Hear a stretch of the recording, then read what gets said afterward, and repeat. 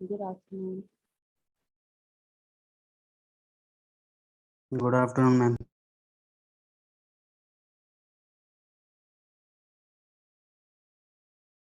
चलो स्टार्ट करते हैं बेटा अपनी सेकेंड यूनिट जो आधी रिवीजन के लिए बची हुई थी उसको हम स्टार्ट करेंगे।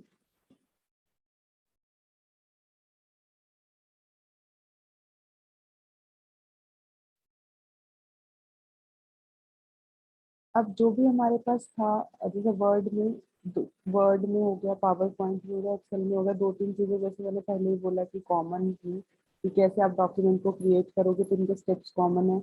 आपके पास न्यू होता है, आप उसको पुराने वाले को एग्जिस्टिंग वन को ओपन कर सकते हो। सेम आपका एक्सेल में है, सेम आपका पावर पॉइंट में है। फॉर्मेटिंग के लिए भी ऑलमोस्ट चीज़ें जो है वो सेम ही है। जो हमारे ऊपर फॉन्ट स्टाइल होते हैं, फॉन्ट साइज होते हैं, बोल्ड, इटैलिक, अंडरलाइन हो गया, आपकी कलरिंग हो गया, आपके अलाइनमेंट्स हो गए, तो वो सारी चीज़ें कॉमन है। अब जो हमने कल किया था, हमने फॉर्मेटिंग कर लिया था, डॉक्यूमेंट क्रिएटिंग कर लिया था, डेटा को मूव कॉपी करना बता दिया था। आज जो हमारा बाकी बचा हुआ है वो हम पार्ट करेंगे। और इसमें देखा जाए तो मेन टॉपिक हमारा फंक्शन और ग्राफ है।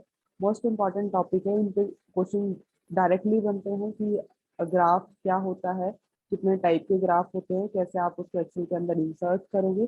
सीधा फंक्शन पे भी डायरेक्ट क्वेश्चन बनते हैं, इन पे कोई घुमाने की क्वेश्चन नहीं होते और इम्पॉर्टेंट टॉपिक है दोनों। उसके बाद अगर मैं बात करूँ, उसके बाद जो टॉपिक है फॉर्मेटिंग सेल्स का, तो फॉर्मेटिंग सेल्स के अंदर हमने ऑलरेडी जो हमने फॉर्मेटिंग पढ़ी है वही सारी फॉर्मेटिंग इसके अंदर है जो मैंने आपको बताई थी कि आपके पास टेक्स्ट होते हैं अलग अलग, जर्नल और ये सब कुछ। मैक्रोज सेम मैक्रोज है जो हमने वर्ड के अंदर पढ़ा था, सेम वही स्टेप है। आप रिकॉर्ड करोगे, किसी भी की से आप उसको स्टोर करोगे और बाद में आप उसको रिप्ले कर दोगे। और नेक्स्ट हमारा कंडीशनल फॉर्मेटिंग है। तो ये तीन चार टॉपिक हैं और ये सारे ही आज कवर हो जाएंगे, तो एक्सेल भी आज पूरा खत्म हो जाएगा। स्टार्ट करते हैं फंक्शन से। फंक्शन क्या होता है, तो पहले थोड़ा सा इंट्रोडक्टरी पार्ट है एक्सेल के बारे में कि एक्सेल के अंदर क्या चीजें होती हैं। एक्सेल को हम यूज कर सकते हैं but Excel is not the best tool.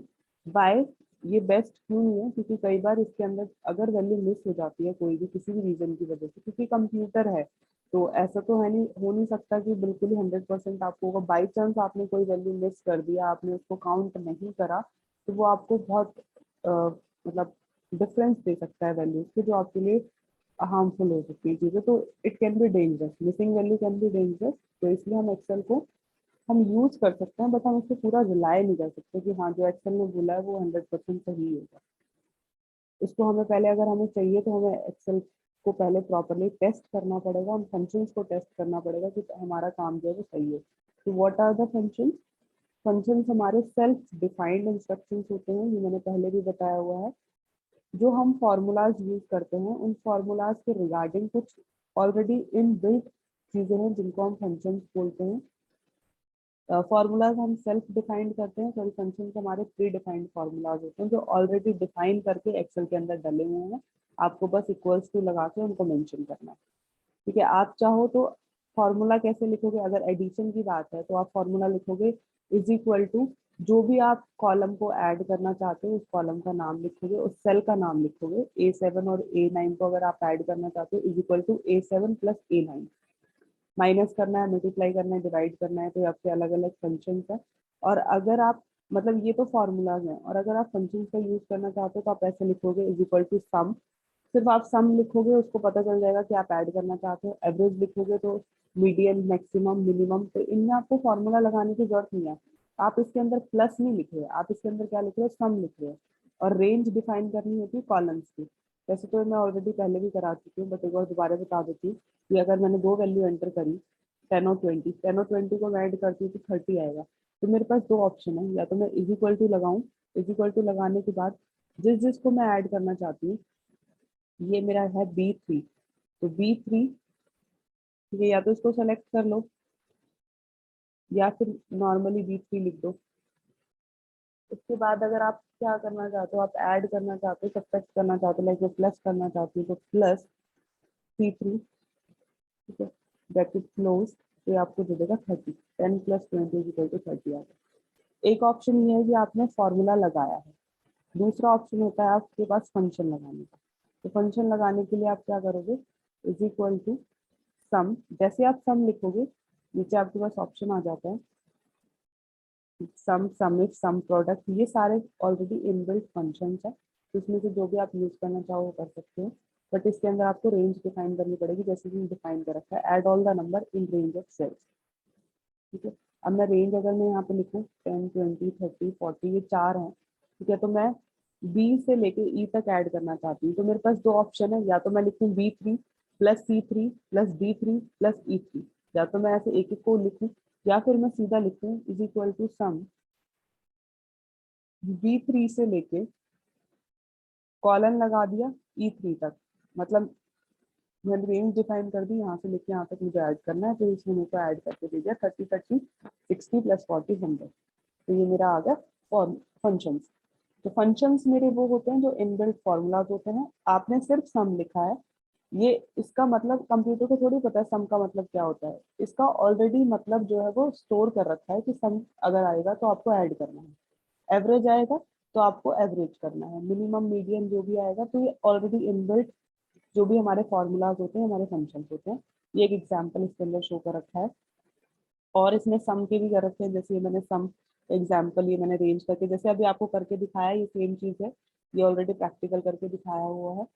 Concatenate होता है जब आप दो को कंबाइन करते हो, कॉन्कैटिनेट इज द कॉम्बिनेशन, तो 1 और 2 को जब आप कंबाइन करोगे तो ये बन जाएगा 1 2, ए बी को कंबाइन करोगे तो ए बी बन जाएगा, 2 3 को करोगे तो 2 3 बन जाएगा, तो कॉन्कैटिनेट कर दिया ए टू और बी टू को, तो ये वैल्यू यहाँ पे आ गई। काउंट जो है वो काउंट करने के लिए होता है कि कितनी वैल्यूज इसके अंदर है, तो ये मैंने 1 2 3 एंटर करा था, तो कितनी वैल्यूज हो गई, यहाँ से लेके मैंने A2 से A4 की रेंज निकाली है, तो A2 से A4 की जब मैंने रेंज निकाली तो मेरे पास यहाँ पे 3 वैल्यूज है, तो इसने 3 वैल्यूज यहाँ पे मेंशन कर दी। तो ये 3 4 फॉर्मूले के विद एग्जांपल मैंने आपको समझाया हुआ, इट्स एन इम्पॉर्टेंट टॉपिक, तो फंक्शंस को अच्छे से कर लेना, इसलिए मैंने ये विद एग्जांपल आपको समझाया। नेक्स्ट क्वेश्चन है, नेक्स्ट टॉपिक है टाइप ऑफ ग्राफ्स या ग्राफ्स, ये भी इंपॉर्टेंट टॉपिक है। व्हाट इज ग्राफ, जो भी हम वैल्यूज को शो करते हैं वो हम ग्राफ की फॉर्म में अगर शो करना चाहते हैं तो हम ग्राफ्स का यूज करते हैं। अलग अलग तरीके के ग्राफ्स हमारे पास एक्सेल शीट के अंदर होते हैं, तो स्टार्टिंग में वही थोड़ा सा इंट्रोडक्शन पार्ट है हमारा एक्सेल का जो होता ही है। क्वेश्चन देख लेना कितने मार्क्स का आएगा, जैसे हर बार ही बताती हूँ, बड़ा है तो एक्सेल का बड़ा इंट्रोडक्शन लिखना है, ये तो मैंने सिर्फ छोटा सा लिखा हुआ है क्योंकि मैं बार बार वो कॉपी पेस्ट नहीं करूंगी, जो स्टार्टिंग में इंट्रोडक्शन लिखा हुआ है वही लिखना है आपको। ग्राफ और चार्ट के बीच में क्या डिफरेंस होता है, ग्राफ मेरा होता है जो रो डेटा पे फोकस करता है, चार्ट मेरा होता है जो मेरा बिल्कुल की कैटेगराइज्ड, या आप बोल सकते हो कि आपको एक अच्छा काम दिखाना है तो आप चार्ट का यूज करोगे। ग्राफ इज लाइक कि आपके पास कोई चीजें हैं, आप उनको चेक करना चाहते हो कि वो चीज सही चल रही है कि नहीं चल रही है, तो बहुत इजी होता है ग्राफ्स बनाना। ये 3 4 तरीके के ग्राफ्स हैं यहाँ पे, pie graph, column graph, line graph, area graph, ठीक है, आपको पता ही ये सारे क्या होते हैं, नाम से भी क्लियर है। पाई ग्राफ हमारे थोड़े सर्कुलर फॉर्म में होते हैं और उनका रेशो होता है इतना रेशो करके वो डिवाइड करा जाता है। कॉलम्स में हमारे बार्स बनते हैं, लाइन ग्राफ में लाइन होता है, एरिया ग्राफ में एरिया के हिसाब से डिवीजन होता है, और इनके सबके एग्जाम्पल नीचे शो कर रखते हैं। कोई भी वैल्यू ले लेना, कोई भी वैल्यू अपनी ABCD भी एंटर करना है, जो भी करना है यहाँ पे वैल्यू एंटर कर देना, जरूरी नहीं है रट्टा मारना, इसको बस ऐसे शो कर देना। दिस इज पाई ग्राफ, जितनी भी आपने वैल्यू ली है ये पूरा 100 होता है, ठीक है, 100 के हिसाब से आप इनको डिवाइड कर लेना। जैसे अगर मैं बात करूँ तो सबसे ज्यादा वैल्यू है आपकी ये 12 है शेरोन की, तो आप 12 मेंशन कर सकते हो। ये वाला एरिया जो है ये सबसे ज्यादा है, तो दिस इज फॉर शेरोन 12, ठीक है। तो आप अपने हिसाब से कोई भी वैल्यू ले सकते हो, इसको पूरा 100 कंसीडर करके भी आप 3 वैल्यू एंटर कर दो, चाहे जिसमें आप 100 के हिसाब से डिवीजन कर दो, एक का 50 कर दो, दूसरे का आप 20 कर दो, तीसरे का 30 कर दो, तो 50 करोगे जो 50 वाले का रिप्रेजेंटेशन होगा वो पूरा हाफ सर्कल हो जाएगा। बाकियों को एक का 20 थोड़ा सा कम कर देना, एक का जो बच जाएगा वो 30 थोड़ा सा ज्यादा कर देना, तो बस ऐसे रिप्रेजेंटेशन कर देना अपने हिसाब से पाईग्राफ के हिसाब से। दूसरा हमारा कॉलम बार्स होता है, इसमें तो डायरेक्ट वैल्यू एंटर करनी होती है, जैसे अभी आपने देखा शेरोन की 12 थी, तो सुजैन की 14 थी, तो जो भी वैल्यू है आप यहाँ पे सीधा सीधा यहाँ पे 0 2 4 6 अपने जो ग्राफ्स बनते हैं नॉर्मल, हम बचपन से मैथ्स में बनाते आए हैं, तो वो ये बन जाएंगे। लाइन ग्राफ क्या होता है, लाइन ग्राफ ऐसे इंक्रीजिंग और डिक्रीजिंग ऑर्डर में आपको डॉट करके उनको कंबाइन करना है। जैसे अगर मैं बात करूँ कि रोहित की वैल्यू 0 है सपोज फॉर एग्जाम्पल, तो शेन की हमारे पास 14 थी, शेरोन की 12 थी, तो आप इसको ऐसे क्या करोगे, जैसे डॉट डॉट लगा देना पहले इन पे और फिर उस लाइन को ऐसे कंबाइन कर देना। तो इससे हमें पता चल जाएगा कि इस जो लाइन ग्राफ होता है मेनली वो आपका ट्रेंड देखने के लिए होता है कि ट्रेंड हमारा इंक्रीज हो रहा है डिक्रीज हो रहा है, क्योंकि लाइन से हम उसको कंपेयर कर सकते हैं इजीली। एरिया ग्राफ, जो लाइन बनाई हुई है वैसी एरिया ग्राफ बनेगा, बस जो भी बना हुआ है उसको आप शेडेड फॉर्म में कर दोगे तो वो हमारा एरिया ग्राफ होता है। स्कैटर ग्राफ डॉटेड लाइन में रिप्रेजेंटेशन करते हैं स्कैटर। अब कैसे ग्राफ को क्रिएट करना है, स्टेप बाय स्टेप, जो भी आप डेटा बनाना चाहते हो, जिसका भी ग्राफ बनाना चाहते हो, उस डेटा को पहले सेलेक्ट कर लो, एंट्री करके, एक एंट्री करके इसको सेलेक्ट कर लो। इसमें सिर्फ ये स्टार्टिंग की वैल्यूज 1 2 3 4 5 वैल्यू सेलेक्ट करिए, ये वाली वैल्यू सेलेक्ट नहीं करिए, जितनी वैल्यू आप सेलेक्ट करोगे उतने का ही ग्राफ बनेगा।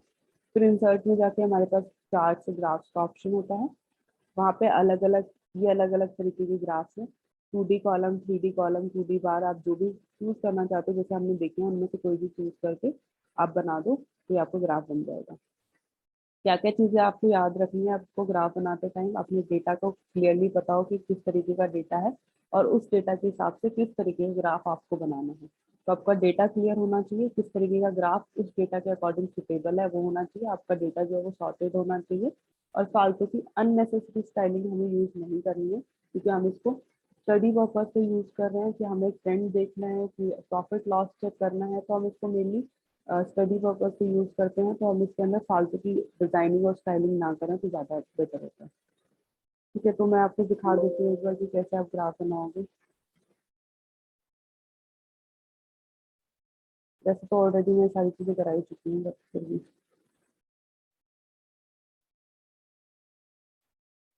2 3 वैल्यू एंटर करके दे देती हूँ आपको, ए बी और सी, और इनकी वैल्यू मैंने डाल दी 10 20 और 30। ठीक है, अब बस इनको सेलेक्ट करना है, और यहाँ पे हमारे पास चार्ट होगा पूरा, कॉलम, लाइन, पाई, बार, जो भी बनाना चाहते हैं, एरिया, स्कैटर, और भी अदर चार्ट्स भी हैं जो 2D 3D सरफेसेस के अंदर आते हैं। तो मैं अभी अगर मैं कॉलम के हिसाब से करूँ तो ये हो गया, ए की वैल्यू 10 है, बी की 20 है और सी की 30 है। अगर मैं इसी को पाई चार्ट के हिसाब से करूँ तो ये आ गया, देखिए ये 30% सी की सबसे ज्यादा है, बाकी आपके 10 और 20 जो है ये इसमें डिवाइड कर दिया। लाइन के हिसाब से बात करूँ तो ये 10 20 और 30 सीधी सीधी लाइन बन जाएगी, 3 पॉइंट्स है, इन तीनों पॉइंट पे स्ट्रेट लाइन जो है वो ऑब्जर्व करेगा।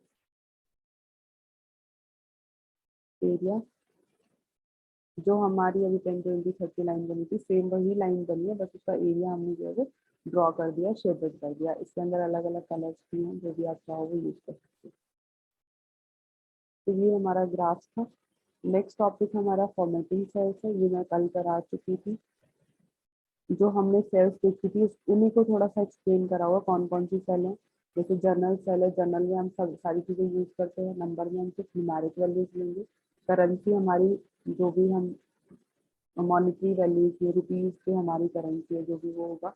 अकाउंटिंग के लिए, डेट के लिए हम लोग ये सिंबल यूज करते हैं, ये मैंने कल ही बताया था। Time, percentage, fraction, scientific, text, special values जो आपके जिप कोड वगैरह होते हैं, पिन कोड वगैरह के लिए, ये कस्टमाइजेशन अगर कोई भी चेंजेस करने हैं तो ये हमारी फॉर्मेटिंग सेल्स के अंदर आती है। देन हमारा मैक्रोज है, मैक्रोज भी रिकॉर्डिंग के लिए यूज होता है, और इसमें बस व्यू में जाके, जैसे हमारा वर्ड के अंदर था, यहाँ पे हमारे पास रिकॉर्ड मैक्रोज का ऑप्शन होगा। जैसे आप इस पर क्लिक करोगे एक विंडो ओपन हो जाएगी, ये आपसे पूछेगा कि किस शॉर्टकट की से आप सेलेक्ट करना चाहते हैं, अपने मैक्रो का क्या नाम देना चाहते हो। तो ये थोड़ी सी डिस्क्रिप्शन है, इसको आप भर देना। इसके बाद आप जो भी आप टाइप करोगे उसकी रिकॉर्डिंग होती जाएगी, लास्ट में आप इसको स्टॉप रिकॉर्डिंग कर दोगे, रिकॉर्डिंग स्टॉप हो जाएगी। फिर आप उसको प्ले कर सकते हो अकॉर्डिंग टू शॉर्टकट की। और अगर आप कोई पुरानी मैक्रोज देखना चाहते हो तो व्यू मैक्रोज में जाके आप मैक्रोज देख सकते हो कि कौन सी है। यहाँ से जैसे ये बनाया था माई फर्स्ट मैक्रो, और आप इसको रन कर सकते हो। और इसके अंदर कुछ है नहीं, डिलीट विलीट करना है तो हमारे पास ऑप्शन है, वहीं पे व्यू मैक्रो पे जाके स्टोर और सेव कर सकते हो अपनी मैक्रोज को।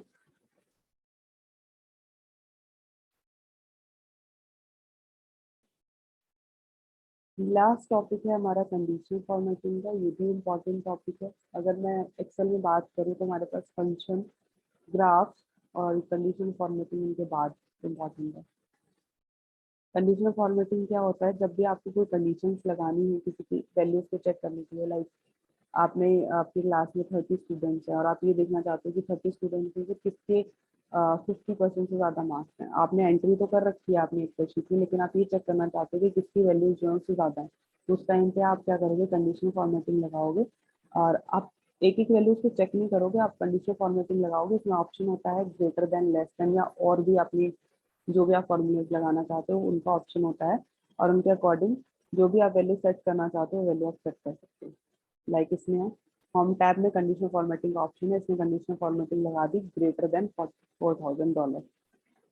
यहाँ पे ऑप्शन है ग्रेटर देन का, इसमें ग्रेटर देन $4,000 लगा दिया, तो जो भी वैल्यू ग्रेटर देन 4,000 होगी वो हाईलाइटेड हो जाएंगी। ठीक है, आप इन कंडीशनल फॉर्मेटिंग को अलग अलग तरीके से रिप्रेजेंट भी कर सकते हैं, लाइक डेटा बार हो गया, कलर स्केल हो गया, ये अलग अलग इनके तरीके होते हैं। अगर आप प्रेजेंट करना चाहते हो अलग अलग डिफाइंड स्टाइल से, तो आप इन डिफाइंड स्टाइल से इनको कर सकते हैं। तो यहीं पे आइकन सेट्स भी आइकन्स लगा सकते हो, जो भी आप अगर लगाना चाहो, डेटा बार, कलर स्केल्स, ये जो मैं आपको बता रही थी, तो ये अलग अलग आपकी ऑप्शन है जो आप करना चाहो तो इसके अंदर कर सकते हो। अगर आपको रिमूव करना है तो क्लियर रूल्स का ऑप्शन आता है यहीं पे, या क्लियर रूल, या फिर ऑलरेडी कोई रूल बना हुआ है उसको अगर आप मैनेज करना चाहते हो, उसमें कोई चेंजेस करना चाहते हो, तो मैनेज रूल का भी ऑप्शन होता है। ये डिलीट भी कर सकते हैं यहाँ से। तो ये हमारे पास कंडीशन फॉर्मेटिंग है। एक बार करके और दिखा देती हूँ कंडीशन फॉर्मेटिंग में। 3 वैल्यू है 10, 20 और 30। मैं ये करती हूँ कि 20 से ग्रेटर देन कर लेती हूँ। तो ये रहा होम, मेरा होम में ये रहा मेरा कंडीशन फॉर्मेटिंग। कंडीशन फॉर्मेटिंग से जाके ठीक है, यहाँ पे ऑप्शन है क्या, कोई डाटा बार वगैरह इनमें से कोई सेलेक्ट करना है तो क्लियर रूल्स, अगर कोई डिलीट करना है तो मैनेज रूल्स।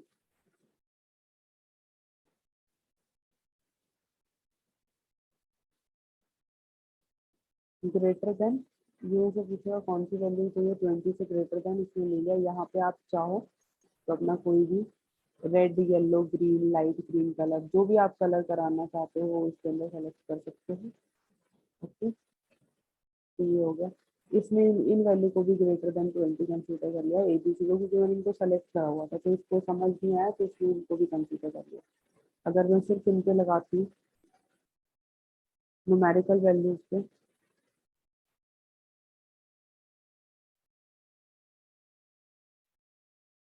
ग्रेटर देन 20, या मैं ग्रेटर देन 10 कर देती हूँ, ग्रेटर देन 10 कर देती हूँ।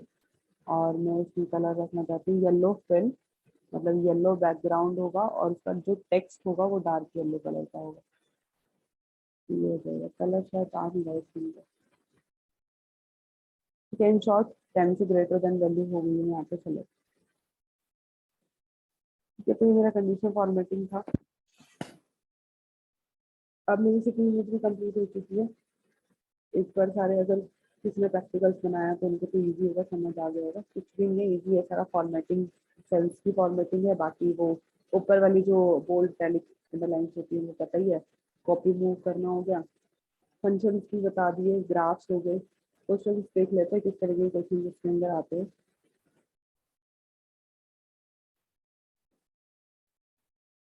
ये रही मेरी सेकंड यूनिट के क्वेश्चन।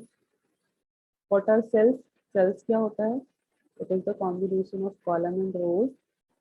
डिफाइन स्प्रेडशीट, आपको स्प्रेडशीट मतलब एमएस एक्सेल डिफाइन करना है विद इट्स फीचर्स। ये ऑलरेडी जो थ्योरेटिकल पार्ट है, बिल्कुल फर्स्ट यूनिट स्टार्ट होते ही, जैसे सेकंड यूनिट स्टार्ट होते ही था कि एमएस एक्सेल किसने बनाया, क्या बना, क्या एप्लीकेशन है, क्या फीचर्स है, उसके अंदर सारा एक्सप्लेन है, वो कर सकते हैं। What is electronic spreadsheet? Electronic spreadsheet क्या है? एमएस एक्सेल ही मेरा स्प्रेडशीट है, वो एक्सप्लेन करके थोड़ा सा इंट्रोडक्शन, कब बना, कैसे बनाया, वो सारी चीजें। How to create and edit a document in MS Excel, कैसे डॉक्यूमेंट को क्रिएट करोगे, फाइल में जाके न्यू करना है, ओपन करना है, जो करना है। एडिटिंग में आप क्लोज, एग्जिट, प्रिंट, जो भी एडिटिंग करना चाहो वो कर सकते हो। फॉर्मेटिंग डिफाइन कर दोगे, फॉर्मेटिंग में हमारे पास वही सेम चीजें हैं, फोन स्टाइल, आपकी फॉन्ट साइज हो गया, आपके कलर शेडिंग्स हो गए, ठीक है, अलाइनमेंट्स हो गए, बॉर्डर्स हो गया, वो सारी चीजें। फॉर्मेटिंग टूल्स भी ये सारे टूल्स के अंदर ही आएंगे। डेटा को मूव और कॉपी करना है, कैसे करोगे वो बताया था। शीट्स को मूव और कॉपी कर सकते हो एग्जिस्टिंग वन में। Explain different type of functions with example in MS Excel. तो ये तो डायरेक्ट क्वेश्चन ही है, फंक्शंस के बारे में एक्सप्लेन करोगे, थोड़ा सा पहले एक्सेल एक्सप्लेन करोगे, देन फंक्शंस एक्सप्लेन करोगे, उसके बाद विद एग्जांपल्स उनको एक्सप्लेन करोगे। व्हाट आर ग्राफ्स, ग्राफ्स क्या है वो पता ही है। हाउ टू क्रिएट ग्राफ्स अभी बताया है, कैसे ग्राफ्स को क्रिएट करोगे स्टेप बाय स्टेप बताया है। डेटा एंटर करना है, उसके बाद जो सेलेक्ट करके जो भी इंसर्ट में जाके जो भी ग्राफ सेलेक्ट करना चाहते हो वो कर सकते हो। विद एग्जांपल इसको एक्सप्लेन करना है। Also explain the types of graph. Types of graph भी हो गए, पाई, एरिया, लाइन, स्कैटर, ठीक है, 4-5 एक्सप्लेन कर देना बहुत है। व्हाट आर मैक्रोज, मैक्रोज क्या है, and also define the procedure to insert the macros, कैसे आप इनको मैक्रोज को इंसर्ट करोगे। डायरेक्ट क्वेश्चन है, define conditional formatting in MS Excel. Conditional formatting MS Excel के अंदर क्या होता है वो भी आपको विद एग्जांपल मैंने भी समझा दिया। ठीक है, तो सेकंड यूनिट भी खत्म हो चुकी है। फर्स्ट और सेकंड यूनिट डन है, मेरी तरफ से क्वेश्चंस भी करा दिए हैं मैंने। अब हमारी जो थर्ड और फोर्थ यूनिट बची है वो नेक्स्ट वीक में कवर हो जाएगी। मोस्ट प्रोबेबली नेक्स्ट वीक के बाद क्लासेस नहीं होंगी, मेरी क्लासेस तो नहीं होंगी, क्योंकि मैंने 2 बार रिवीजन करा दिया, ऑलरेडी क्वेश्चंस बता दिए। अब आपको, आपके ऊपर है, आप पढ़ो, कोई डाउट हो तो मुझसे पूछ लेना। अपनी फाइल साइज कंप्लीट करके, जैसे मैं हर बार ही बोलती हूँ, असाइनमेंट्स वगैरह। मैम मैम मैम जैसे कि मैम फाइल कंप्लीट हो गई है और फिर मैम उनको करना क्या है? तो प्रैक्टिकल होगा तब आपको बता देंगे फाइल, तब सबमिट ओके मैम, करना। Okay ma'am. इतनी हिम्मत भी रखते हो क्या तुम बोलने की, हरकतें करने की आती, अच्छी बात है। मैंने तो कोई हरकत करी नहीं थी मैम। बेटा I have recording, okay.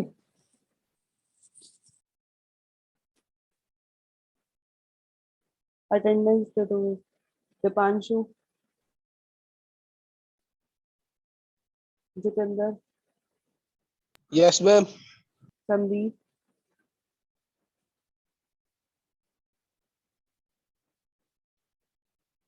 Shubham,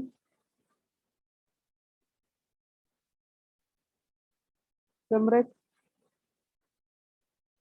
yes ma'am. Sonam, present ma'am.